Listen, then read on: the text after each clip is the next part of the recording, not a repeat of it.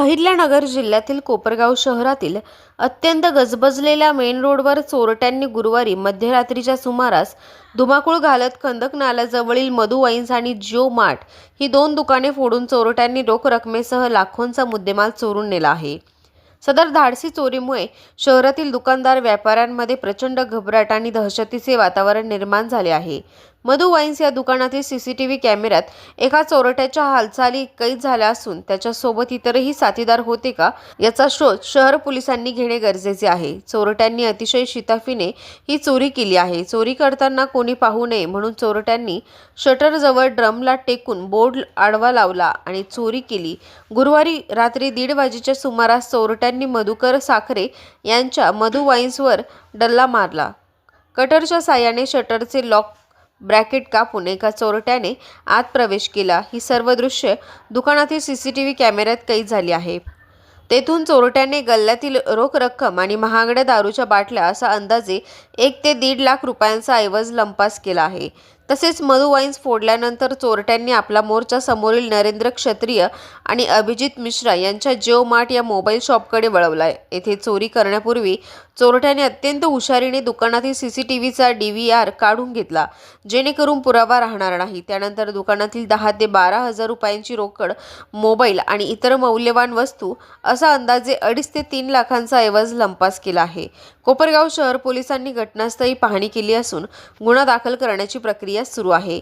भरवस्तीतील दुकाने फोडल्याची माहिती मिळताच रात्रीच्या वेळी अनेक व्यापाऱ्यांनी घटनास्थळी धाव घेतली। जर मुख्य रस्त्यावरील दुकाने सुरक्षित नसतील तर आम्ही व्यापार करायचा कसा, असा संतप्त सवाल व्यापारी विचारत आहेत। पोलिसांनी या प्रकरणाचा तातडीने तपास करून चोरट्यांना बेड्यात ठोकाव्यात अशी मागणी स्थानिक व्यापाऱ्यांकडून केली जात आहे।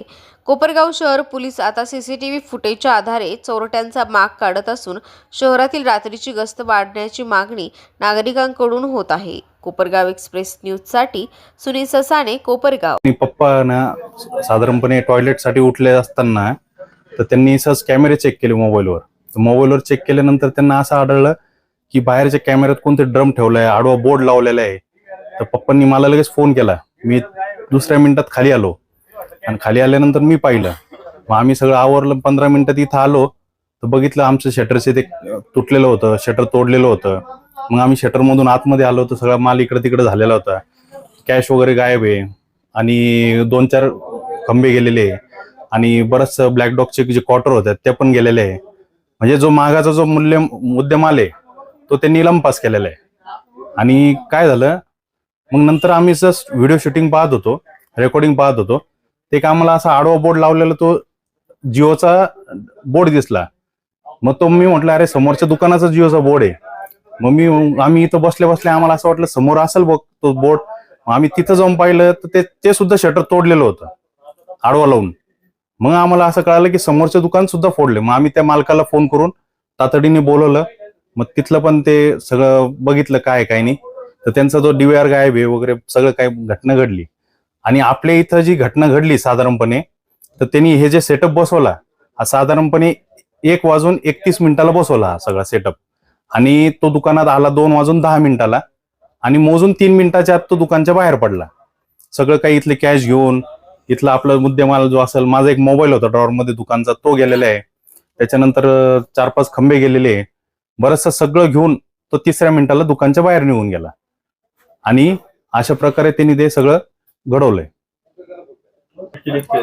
पोलिसांनी व्हिजिट केली, पोलिसांनी बघितलं सगळं, तर ते म्हणे आता कंप्लेंट वगैरे देऊन होऊन जाईल समजा काय। आता 1 ते 3च्या दरम्यान ही घटना घडलेली आहे। आत बाहेरून डायरेक्ट शटरची पट्टीच कट केलेली आहे आणि आतमध्ये महत्वाचा विषय म्हणजे तुम्ही बघा DVRच गायब, DVRच चोरांनी चोरून नेलेला आहे। त्याच्यामुळं आम्हालाही काही खुलासा होत नाही, पण आम्ही जे बघितलंय त्याच्यामध्ये काही स्मार्ट वॉच असतील, पॉवर बँक असतील किंवा इलेक्ट्रिक काही वस्तू, हेअर स्ट्रेटनर, हेअर ड्रायर या अशा वस्तू काही चोरी गेलेल्या आहे। त्याच्यानंतर कस्टमरचा एक मोबाईल होता सॅमसंग फोल्ड 7, तो जवळजवळ 1,80,000 ते 85,000 रुपयाचा मोबाईल आहे, तो पण इथं नाहीये, तो पण चोरी गेलेला आहे। आता हे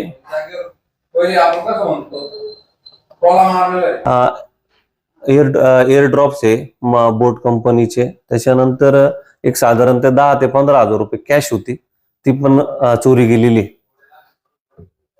आणि अशा अजून बऱ्याचशा वस्तू आहे. आम्ही त्याचा बी शोध घेतोय, स्टॉक चेक करतोय किती अजून काय चोरीला गेलेलं आहे.